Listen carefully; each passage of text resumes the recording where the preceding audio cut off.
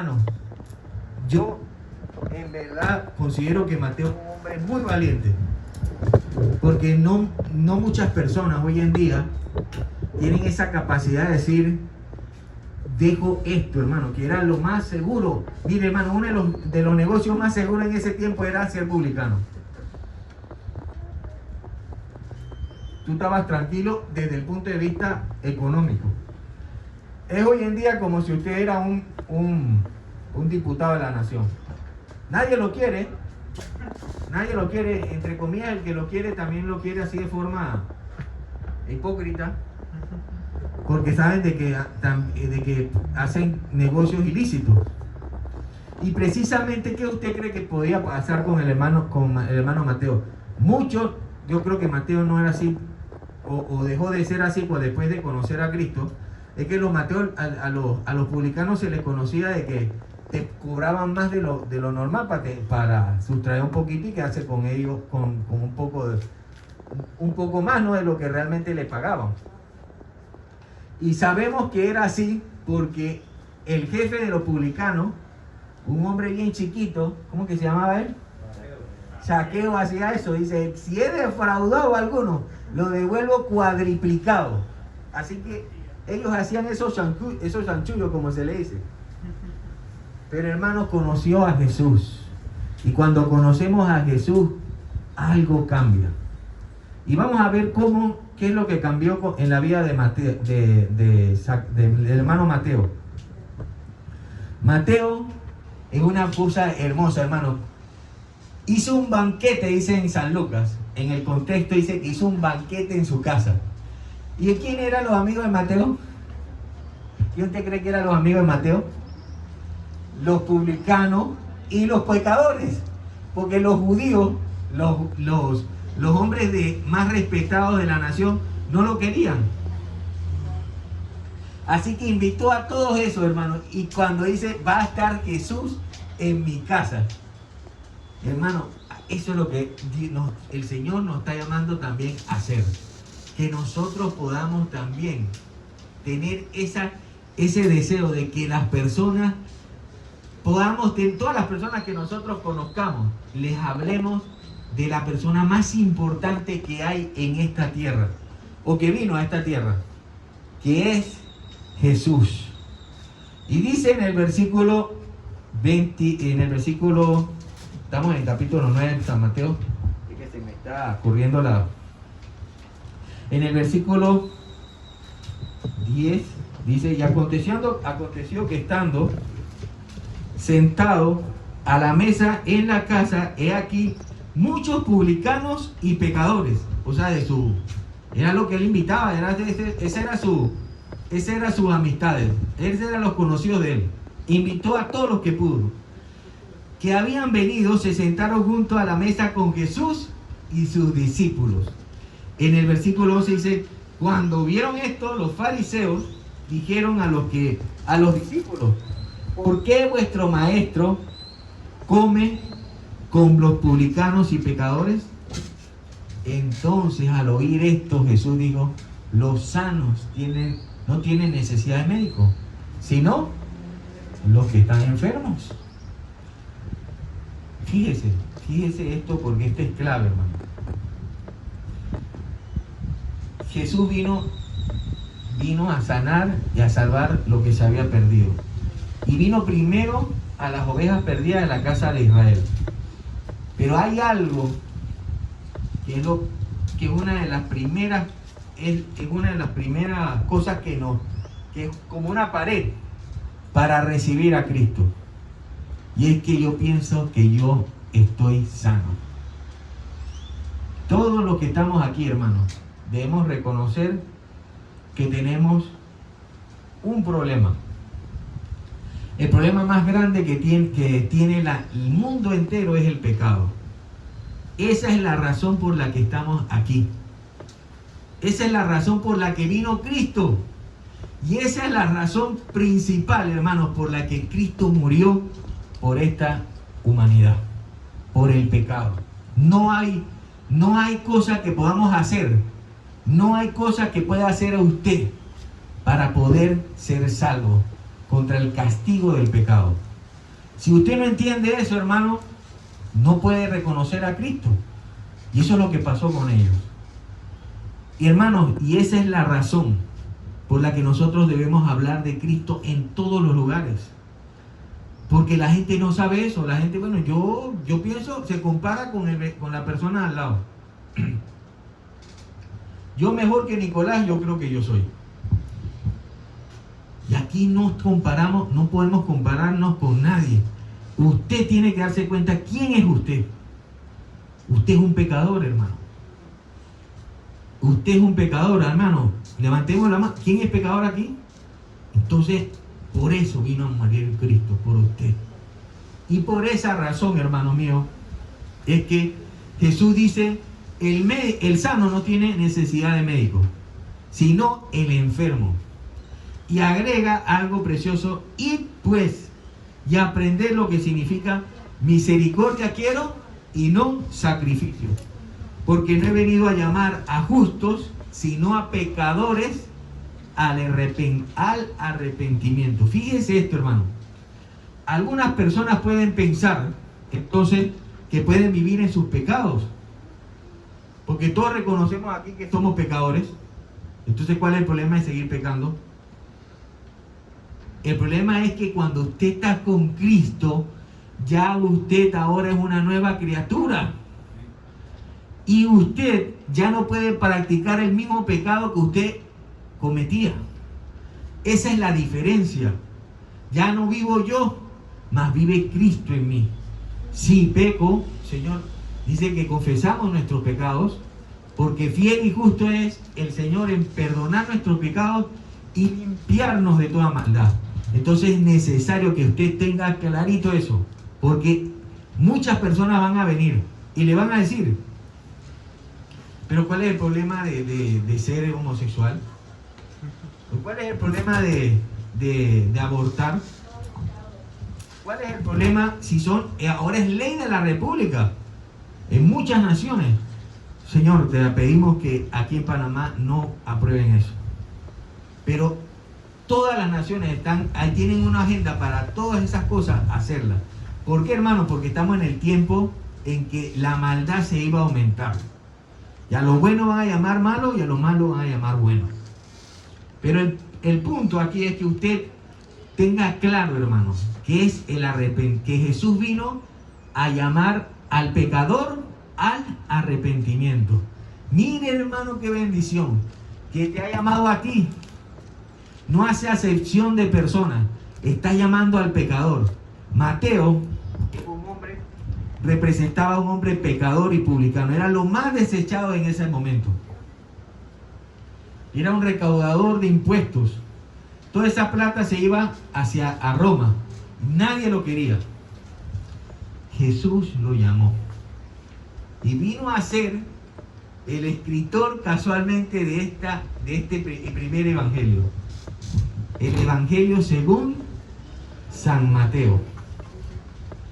Yo quiero comentarles algo adicional. Se necesita, hermano,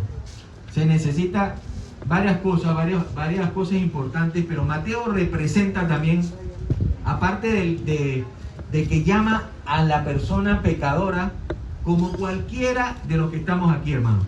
Jesús nos ha llamado a nosotros porque vino a llamar a los pecadores, pero vino a llamar a los pecadores al arrepentimiento. Y Mateo representa a este hombre, y representa también un hombre que fue instruido, porque acuérdense que los publicanos deben tener, desde el punto de vista cultural, una noción de la escritura para poder hacer su trabajo correctamente. Por eso es que sabemos que el evangelio podemos entenderlo bien, porque ya tenía un grado de educación. Ahora mire, hermano, usted ha leído el libro, la carta del apóstol Pedro. Para mí es un pasaje, es uno de los libros más hermosos. La epístola del apóstol Pedro, y dice que Pedro era un hombre sin letra, ni del vulgo. ¿Cómo aprendió? Dice la gente que reconocían cuando Pedro y Juan predicaban que habían estado con Jesús. Por eso, hermanos, que la sabiduría, hermanos, la inteligencia, si usted quiere obtenerlo, yo lo quiero obtener, mi Señor, aprenda la Biblia, lea la Biblia, porque ahí está lo necesario para que usted no solamente aprenda y conozca quién es el Señor, sino para que tenga la vida eterna. Y voy a entonces voy a darles cuatro ejemplos, porque yo quiero que usted se lleve claro por lo menos tres aspectos de cómo, de lo que significa eso que el Señor dijo: id y aprended lo que significa misericordia quiero y no sacrificio. ¿Por qué? Porque acuérdense que los judíos tenían cultos y hacían sacrificios por causa del pecado. Pero dígalo bien alto, ¿cómo? Por causa del pecado. Amén. ¿Por qué? Era un tipo de lo que iba a ser Cristo, y usaban un animal de sacrificio, era su animal. Ellos sacrificaban una oveja, un carnero, una cabra, o también usaban un becerro. Todo eso era tipo el sacrificio que iba a hacer nuestro Señor Jesucristo por causa del pecado. Y ellos dicen que ponían su mano todos los años por causa del pecado. Entonces, pero este pasaje está profetizado varias veces de que lo que quiere es misericordia y no sacrificio. Mire que también leímos el versículo que me quise aprender de memoria. Dice: el que quiera alabarse, alábense en esto, en entenderme y conocerme que yo soy Jehová, que hago misericordia, juicio y justicia en la tierra, porque eso es lo que yo quiero. Entonces, fíjense lo que estamos hablando. Misericordia, juicio, justicia están relacionados a una palabra que cada uno de nosotros debemos aprendernos, debemos tenerlo en nuestro corazón, así como una estampa, así como el sello del Espíritu Santo. ¿Qué es lo que Dios está esperando de cada uno de ustedes, de nosotros? Que cuando oímos la palabra, la obedezcamos. Porque eso dice, por eso dijo el Señor: ¿a quién compararé? ¿A quién compararé? Al hombre prudente, al que oye mis palabras y las hace. ¿A quién la compara? A un hombre que edificó su casa sobre la roca. Entonces vienen ríos, vienen tempestades, y dice que nada le pasa a la casa. ¿Por qué? Porque está fundamentada sobre la roca. Cristo no quiere que sea una ruina tu vida. El Señor lo que no quiere es que te arruine. En todos nosotros va a haber problemas, van a haber situaciones difíciles, van a haber quizás algunos problemas que puedas sentirte ahogado, que puedas decir: ya no puedo más, que te sientas que estás en el medio del mar, como a Pedro le pasó y dijo: ayúdame. ¿Quién me mandó a decir que podía caminar sobre las aguas? Pero usted sabe, hermano, que Jesús está allí. Y no solamente eso, sino que el Señor honra a los que le honran. Y necesitamos, hermano, que seamos obedientes a la palabra para que el Señor nos bendiga, porque, hermano, Dios quiere que le vaya bien. ¿Usted sabe eso? Moisés le dice a los judíos, los israelitas, cuando dice que Dios les habló también, ¿a qué otro pueblo Dios les habló de esa manera? Que dice que descendió sobre ese monte, el monte Sinaí. Dice que había que eran unas nubes espesas, habían rayos, relámpagos, y eso era una cosa tan terrible que dice que mejor habla tú, porque si nos acercamos sabemos que vamos a morir. Entonces, él dice, cuando vio eso, dice que le pareció bien. Y hay un versículo que creo que me aprendí de memoria. Dice que si tuvieres tal corazón en cumplir mis mandamientos, en obedecerme y temerme, entonces a ti y a tus hijos les irá bien para siempre. Eso es una promesa, hermano. Si usted teme al Señor, guarda sus mandamientos y los hace y los cumple, el Señor los va a bendecir. Ahora, nosotros nos acercamos a Dios y le obedecemos. Hay varios aspectos, pero yo creo que el principal es que el Señor muestra su amor para con nosotros, para que nosotros también le obedezcamos también por amor. Esa debe ser nuestra actitud. Esa debe ser nuestra razón principal, o la reciprocidad de por qué yo debo obedecer a nuestro Señor, a Dios. Usted obedece a Dios ahora es por amor. En esos tiempos, eso era como por miedo, por temor. Pero el temor no es un tema de... El Señor nos manda a temer a Dios desde el punto de vista que usted le tenga respeto, que usted sepa que Dios es veraz y que no se agrada de las cosas malas que usted hace. Usted tiene que saber que Dios a quien ama lo va a disciplinar, lo va a castigar. Hay personas que creen que Dios no castiga, pero Jesús dijo que yo a quien amo y castigo al que tomo por hijo. Vamos entonces a ver 4 aspectos de 4 personas o 4 ejemplos en la Biblia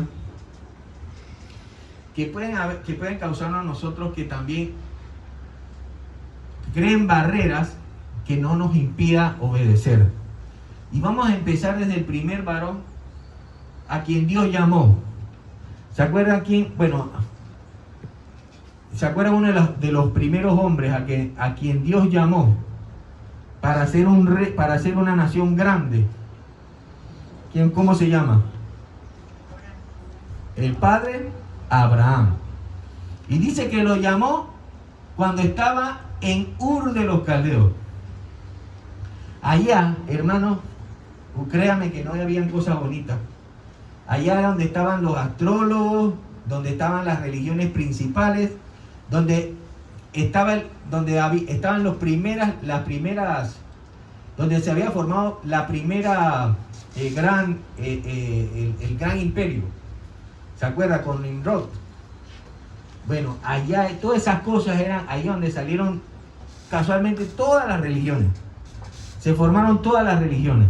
Y Dios habla a Abraham y dijo: vete y sal de tu tierra y de tu parentela a la ciudad de Canaán, a la tierra de Canaán.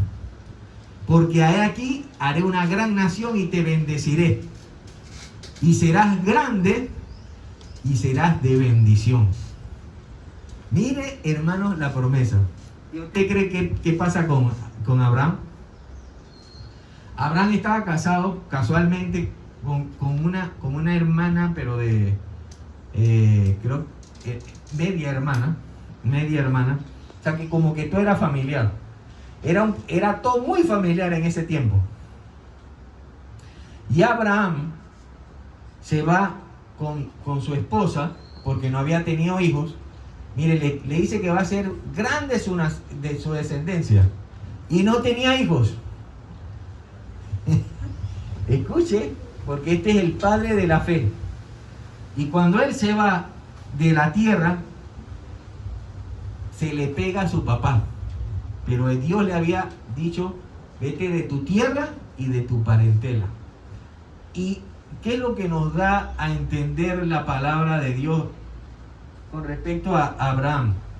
Porque Abraham fue llamado y tenía el corazón, el deseo de obedecer a Dios, porque él había salido de su tierra, pero no pudo cumplir completamente algo, la parte de salir de su parentela, porque lo seguían. Estaba Lot, que era su sobrino, y también estaba su papá, que era Aram. Y precisamente eso no pasa, gracias a Dios le doy de que pero puede pasar, hermano, puede pasar de que la familia sea causa de discordia, de espada, de que no pueda obedecer a Dios. Eso es lo que le pasó a Abraham al principio. porque no pudo obedecer completamente lo que le había dicho el Señor. Vete de tu tierra y de tu parentela. Y fue hasta cuando murió Aram que él se fue completamente entonces a la tierra de Canaán. Allá en Aram, ese fue el lugar donde murió su papá. Y entra entonces a Canaán y Dios lo bendice. Y sabemos que él fue probado. Y precisamente Abraham es el padre de la fe. Pero a él se le prometió que su descendencia sería esclava ¿por cuántos años? Por 400 años. Mira, hermano, aquí creemos que pasan 40 años y pareciera como si y pasaran mucho tiempo. No, en eso, acuérdese, hermano, que ¿cuánto tiempo vivió Abraham? Creo que 300 años, una cosa así. No, 170 y pico. Pero en ese tiempo, antes del diluvio, esos hombres vivían hasta 1000 años, a 900 años, perdón. 970 creo que vivió Matusalén. 69. Muy bien, muy gloria a Dios, hermano. Están claritas las hermanitas. Ya pasamos por ahí en enero. Pero imagínense, 969 años. 1000 años. Y nosotros hemos vivido después, antes de que Cristo,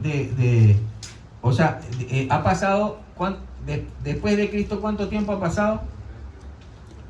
Más o menos como 2000 y pico años. O sea, nada más como 2 generaciones. Si te pones a ver, son como 2 generaciones. Ahora, ¿qué le quiero decir? Fíjese.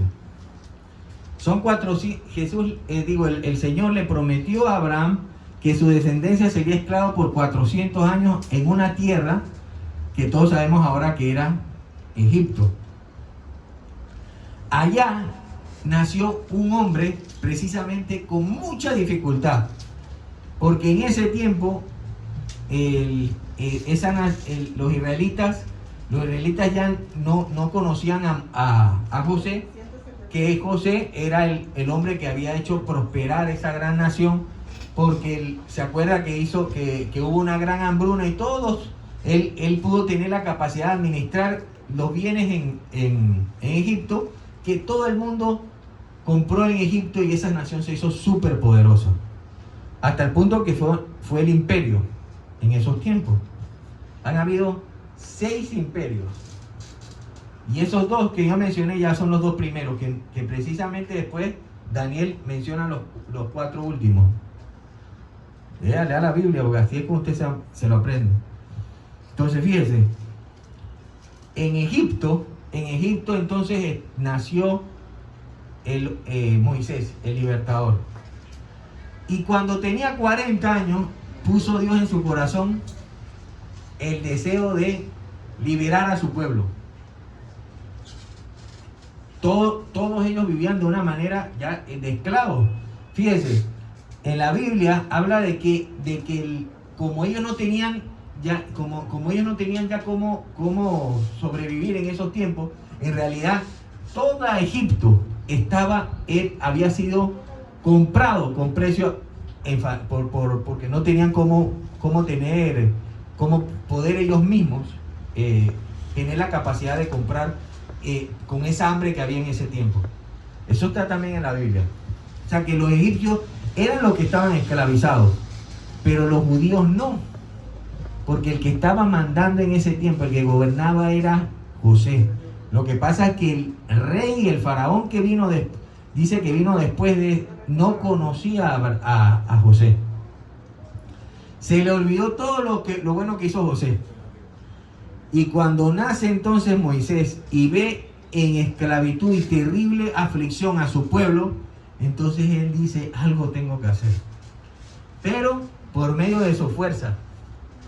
Y hizo algo que creyó que al final iba a ser para bien, porque en un conflicto entre un egipcio y un judío, un israelita, defiende al israelita y lo mata, al egipcio y lo entierra en la arena.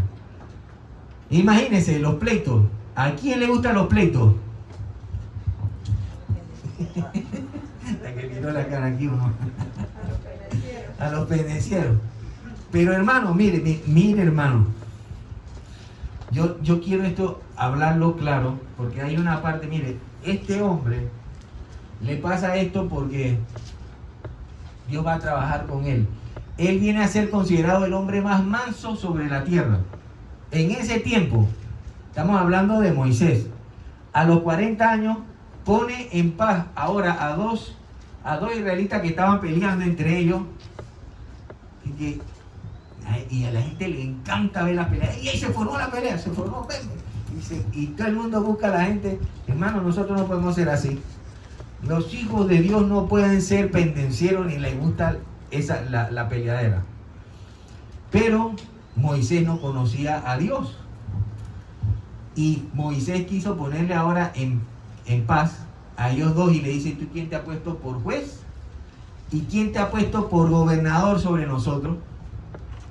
Vas a quererme matar así como ayer mataste al egipcio. Y cuando se descubre eso, él se da cuenta que si no sale de allí, el faraón lo iba a matar. Así que se esconde en la tierra de Madián. Entonces, toda esa sabiduría que tenía ese hombre que había recibido de Egipto, todo lo tiene Dios en 40 años después se lo quita. Y dice que se vuelve un pastor de ovejas. Y casualmente, pastoreando una ovejita que se había perdido, bueno, no, esto no dice la Biblia, pero dice que va al monte, el monte Sinaí, y se le manifiesta a Dios con una zarza. En una zarza que ardía, él quería ver qué es lo que estaba pasando. Entonces Dios le dice: yo soy el Dios de tus padres, el Dios de Abraham, Isaac y Jacob. Yo quiero mostrarle algo. Cuando todos sabemos lo que pasó con Egipto, al final las 10 plagas de Egipto, Dios liberta a través de Moisés con mano fuerte esa gran nación, que todas las naciones se enteran de eso y le temían a Israel. Entran por el Mar Rojo en seco, cruzan el Mar Rojo en seco, y se van hacia esa área donde está el desierto de Sin. Y lo primero que ocurre fue que al estar en estrechez se le forma un problemón. El primer problema en un desierto, ¿qué usted cree que es? Que está sin agua. Hermano, estamos hablando de millones de personas que estaban acompañando a Moisés. Usted se imagina esa iglesia. Nosotros aquí somos pocos, pero imagínese tanta gente allá con sed. Mire, dice que querían apedrear a Moisés, querían apedrearlo. Ahora, ¿por qué nos salimos de Egipto y vamos a morir aquí de sed y de hambre? ¿Qué vamos a hacer? Todas nuestras bestias, toda esa gran riqueza, ¿qué nos sirve? Fíjese, y querían hasta apedrear a Moisés. Pero fíjese, Dios utiliza las cosas que nosotros tenemos en nuestras manos. Y Moisés tenía una vara. Y en ese momento, en ese lugar, Moisés le dice: toma tu vara, golpea, y esa roca ahí se va a... Formó en ese desierto, hermano, que le tuvo que haber generado tal río que por tiempos ellos no tuvieron problema de dificultad más con el agua. Pudieron tener agua para ellos y para sus bestias. Esa cosa para mí, hermano, yo veo eso y yo creo, uno no pide eso más nunca. Yo no le creo, imagínense, tener siempre una señal de parte de Dios. Eso era para que ellos nunca protestaran ni reclamaran.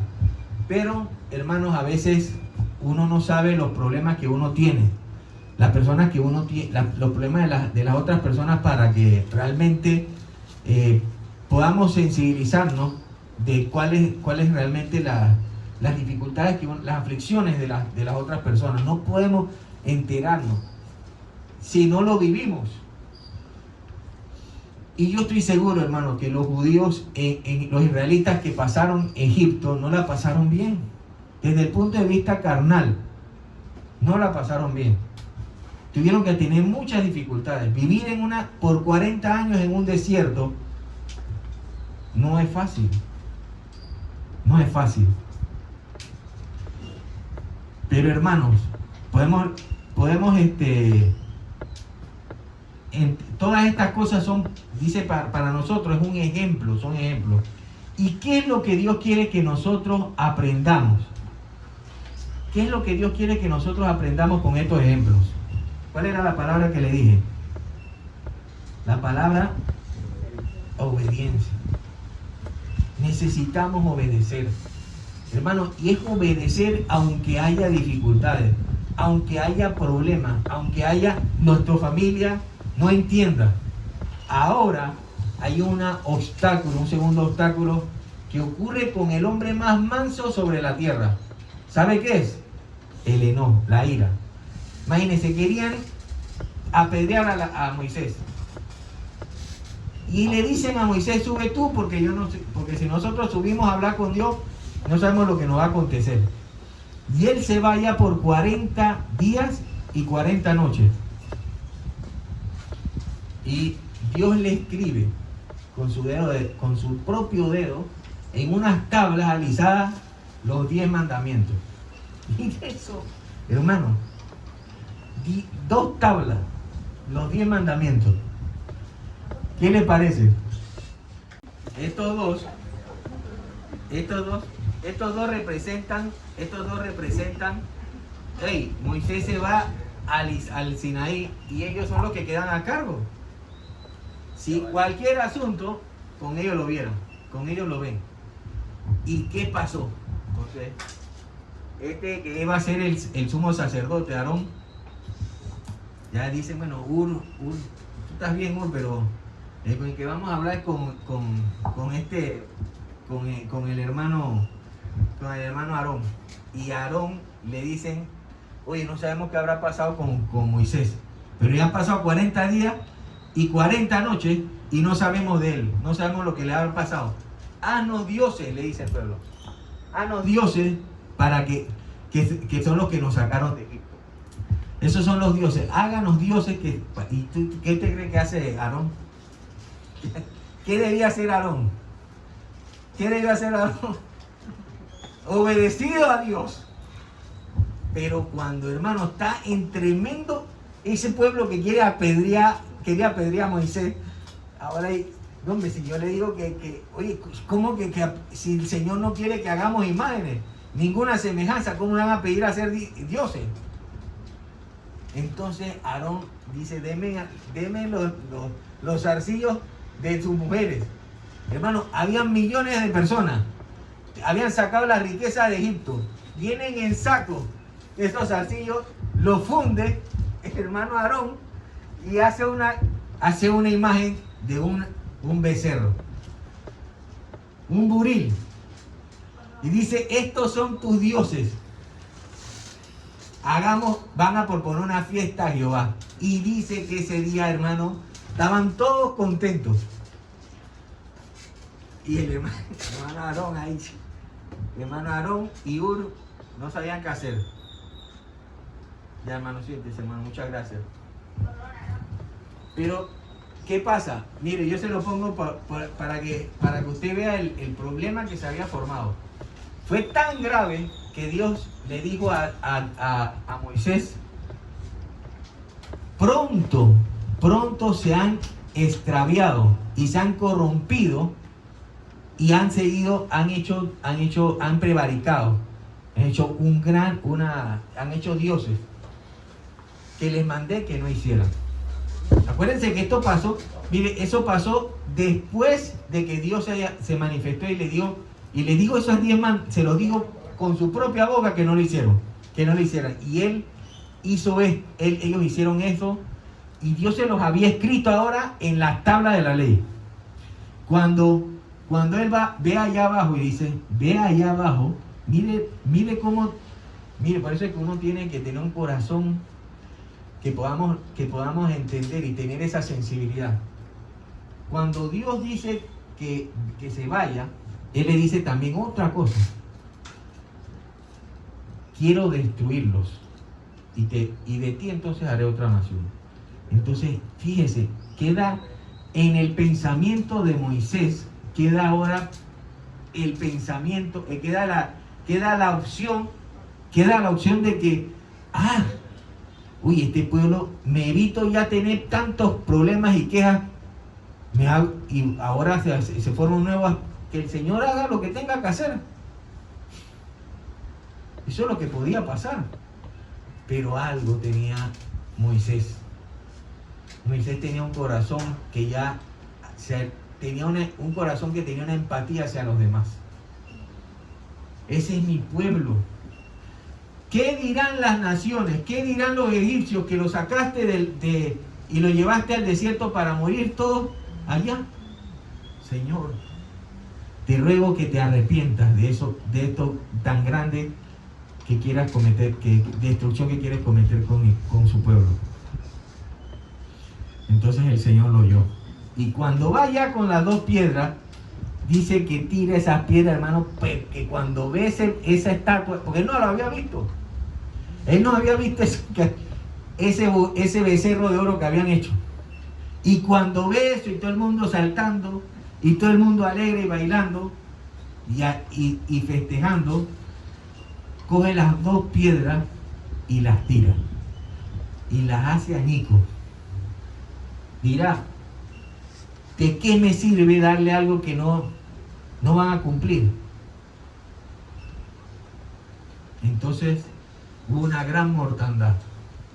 Hermano, nuevamente va por 40 días. Miren qué cantidad. 40 días y 40 noches un hombre de 80 años, ayunando de nuevo. El siguiente día dice, yo voy de nuevo. Man, yo no sé cómo pero es que mire, yo pienso que Dios da unas energías sobrenaturales, hermano. Las cosas, Dios, cuando a veces el cuerpo, uno piensa que, bueno, pues si uno deja de tomar y de beber, de tomar y de comer, de repente se puede debilitar el cuerpo y definitivamente uno lo siente. Pero algo en lo espiritual puede hacer cambiar las cosas de nuestra carne, hasta el punto de que un hombre de 80 años, hermano, venía de ayunar 40 días y 40 noches, espera un día más y estuvo 40 días y 40 noches sin sufrir, y tenía la fuerza de hacer añicos las dos piedras. Ahora, fíjese, hermano, esto se lo digo para que usted comprenda que si usted está con Cristo, no hay por qué temer. No hay por qué estar pensando en las cosas terrenales que nos van a afectar. Dios, el Señor, está por encima de lo terrenal, hermano. Esto debemos entenderlo. Quizá hoy uno puede, obviamente, uno tiene que, y la semana pasada lo dijimos, uno debe someterse a todo lo que las instituciones, por eso es que es tan grave, hermano, el problema de legalizar las cosas malas. Es grave que estén hablando de legalizar matrimonios homosexuales o de legalizar aborto, porque son cosas malas. Y nosotros debemos someternos en el temor del Señor a las instituciones humanas. Por eso es que esto es gravísimo. Y la maldad obviamente ha aumentado sobre la tierra. Pero lo que sí sabemos, hermanos, es que debemos hacerlo en el temor de Dios. Y sabemos, hermanos míos, que Cristo, el Señor Dios, está por encima de todas estas cosas. Él sabe el tiempo. Mire, pasaron 40 días y 40 noches. Parece que el tiempo también fue un obstáculo para que ellos obedecieran. Porque ellos decían, no sabemos qué habrá pasado con este Moisés. Y por eso ellos dijeron, haznos dioses. El enojo también, en el caso de Moisés, no le permitió entrar en la tierra prometida. Porque fíjese, Dios le dice en otra ocasión, en una peña, la peña de Oreb, le dice que también tenían sed nuevamente en esa tierra y querían volver. Se había muerto María, su hermana, y dicen que le dijeron a los israelitas, mañana iremos a la peña de Oreb y veremos qué hará Jehová. Y Dios le dijo a Moisés, háblanle a la peña, ve y toma tu vara y háblenle a la peña. Y efectivamente Moisés, que siempre fue un hombre fiel, fue con su vara y le pegó 2 veces a la peña, y también brotó esa peña agua que llenó el desierto. Pero Dios le dijo, no me santificaron, por tanto no entrarán en la tierra prometida. Esto fue una desobediencia. ¿A dónde está la desobediencia, hermano? ¿Cuál fue la desobediencia? No salió agua de la peña. El problema fue que no santificaron a Dios, porque Dios le había dicho, no le pegues a la peña, sino háblale. Y el hombre estaba acostumbrado a pegar al río, a pegar al mar, a pegar ya había brotado de otra peña. Y él pensó que eso era... Y como estaba airado, ese es el problema. El hombre más manso sobre la tierra, airado, fue la razón principal para que no entrara en la tierra prometida. Por eso la Biblia nos enseña, ser tardos para hablar, prontos para oír, tardos para airarse. Y eso, hermano, ¿sabes por qué? Porque estaba impulsado con un espíritu así que a ustedes, usted sabe cómo le dicen en ese versículo, pueblo rebelde, ¿hasta cuándo tengo que soportarlo? Ahora van a ver si es que Dios no está con nosotros. Hermano, a veces cuando uno está airado puede predicar el evangelio, y hemos escuchado, a veces algunos pueden predicar a Cristo por contienda o por vanagloria. Y Moisés parece que quería contender. Querían que se dieran cuenta que Dios estaba con él. Mire, el llamamiento es santo. Y cuando Dios nos llama, Él va a respaldarnos. Pero está en usted, la decisión está en usted, en que por envidia, o por contienda, o por vanagloria, usted actúe. Porque Dios, Jesús, nos mandó que hiciéramos todo con humildad, estimando a los demás como si fuesen superiores a nosotros mismos. Entonces, ese es el ejemplo, o uno de los problemas que nos hacen de eso, que también nos impiden obedecer. Y yo quiero darle el último ejemplo, que se encuentra en 1 Samuel, y le pasó al rey Saúl.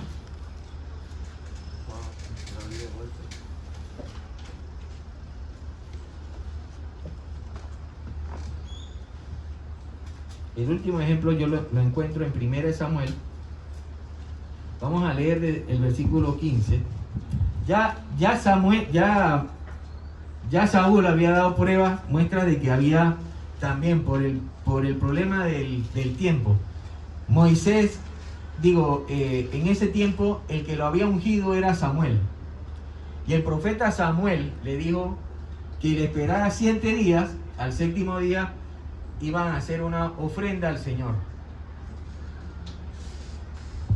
Pero se había formado tal guerra, se había formado tal problema allá en Israel con los filisteos, que ya los filisteos estaban preparados para atacarlos. Y la gente estaba tan temerosos de los filisteos que muchos habían desertado. Al 7º día, como estaba el rey Saúl con ese problema de que muchos estaban desertando, él dijo, bueno, mejor hago yo mismo la ofrenda. Y se fue y hizo y le pidió al pueblo entonces que le dieran unos sacrificios para él hacerlo al Señor antes que pelearan. Y mire, bueno, esto está en el capítulo 13. Vamos a leer el versículo.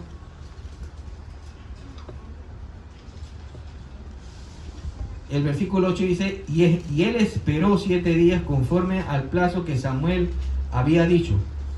Pero Samuel no venía a Gilgal y el pueblo se le desertaba. Entonces dijo Saúl: traedme el holocausto y ofrendas de paz. Y ofreció el holocausto. Y cuando él acababa de ofrecer el holocausto, he aquí Samuel que venía. Y Saúl salió a recibirle para saludarle. Entonces Samuel dijo: ¿qué has hecho? Y Saúl respondió: porque vi que el pueblo se me desertaba y que tú no venías dentro del plazo señalado y que los filisteos estaban reunidos en Migmas, me dije: ahora descenderán los filisteos contra mí a Gilgal, y yo no he implorado el favor de Jehová. Me esforcé pues y ofrecí holocausto. Entonces Samuel dijo a Saúl: locamente has hecho. No guardaste el mandamiento de Jehová, tu Dios, el que te había ordenado. Pues ahora Jehová hubiera confirmado tu reino para siempre. Si hubiera hecho eso, hermano, no hubiéramos sabido de David. Hubiéramos hablado del rey Jonatán. Pero fíjese, ¿qué es lo que provocó que Saúl desobedeciera? El estrechez de los enemigos que estaban a punto de combatir contra él. Él había recibido el mandamiento que esperara hasta el séptimo día para que ofreciera Samuel el holocausto y los sacrificios de paz. Pero no pudo esperar, porque era el rey, porque se le estaban desertando los soldados. Ahora, mire, hermano, yo se lo digo hermano, porque este es un tema que debe pasar de la mente al corazón, para nosotros entender que nosotros no podemos poner otra cosa por encima del mandamiento de Jehová, de Dios. El mandamiento de Dios debe estar por encima siempre de cualquier cosa que uno hace. Debemos pedirle a Dios en todo momento: Señor, que guíame, porque Jesús dijo, el Espíritu da testimonio a nuestro espíritu de que somos hijos de Dios.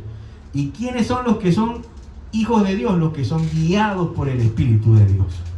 Entonces nosotros debemos ser guiados por la palabra, debemos buscar la dirección de Dios, debemos estar siempre pidiendo al Señor, que si lo que estoy haciendo, pegados, acercándonos al Señor y pidiendo al Señor siempre la dirección para que nos movamos según su voluntad, porque la voluntad de Dios es buena, agradable y perfecta. Nunca nos va a no va a ser para que vamos a quedar defraudados. Y eso es lo que pasó. Estaba en la prueba más difícil Saúl, que no pudo soportar. Si no venía él, me esforcé. ¿No dice la Biblia: esfuérzate y sé valiente? ¿Cuál era el problema? Que se esforzó en hacer algo conforme a su voluntad. Mire, hermano, yo he escuchado personas que dicen, bueno, creo que la hermana lo mencionó, nuestra hermana Ivy lo mencionó, de que Dios no puede ser burlado, ni los afeminados, ni los que se echan con varón, ni los fornicarios, ni los adúlteros podrán heredar el reino de Dios. Eso es lo que dice la Biblia, hermano. Eso lo dice Dios. Pero hay personas que cuando escuchan eso, ¿usted sabe lo que dice? La Biblia está fuera de contexto. ¿Qué podemos hacer? ¿Qué podemos decir? Obedezca, hermano. Arrepiéntase. Si usted está en esa condición, no es para lastimarlo ni para hacerle sentir bien mal. Es para que usted se arrepienta.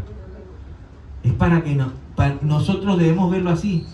Lo que nos está mostrando el Señor es que amemos más la palabra para que nunca nosotros podamos poner en duda lo que dice la palabra de Dios.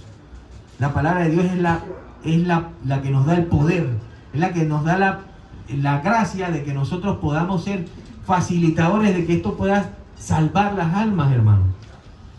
Y ese es el punto principal, la obediencia de Dios para que podamos salvar las almas, para que las almas puedan llegar al conocimiento de la verdad.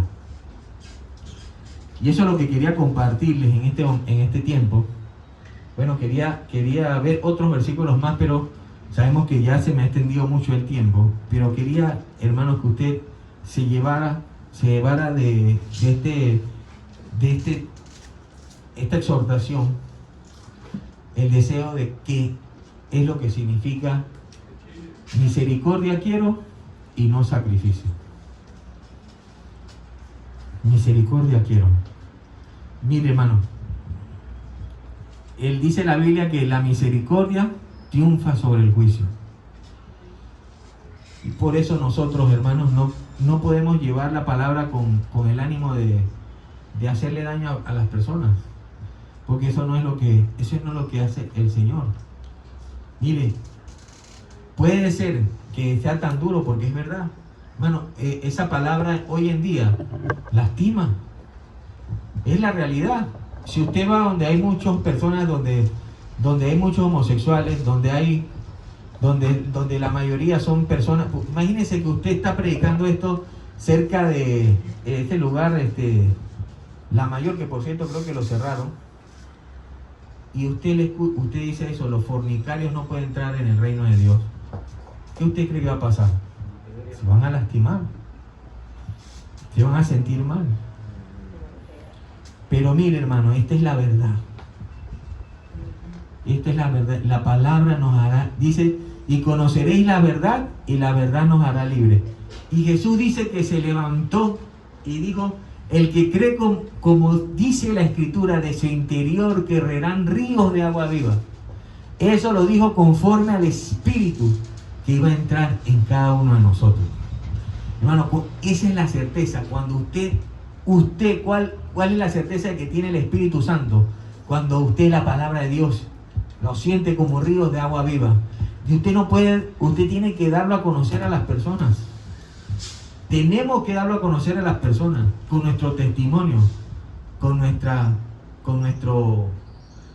forma de actuar. Hablando, si es necesario, si Dios se lo permite. Porque Dios lo va a permitir, hermano. Gloria a Dios. Vamos a ponernos de pie, hermano, y vamos a orar. Y vamos a pedirle al Señor que nos pueda utilizar en obediencia, que seamos obedientes a la palabra de Dios.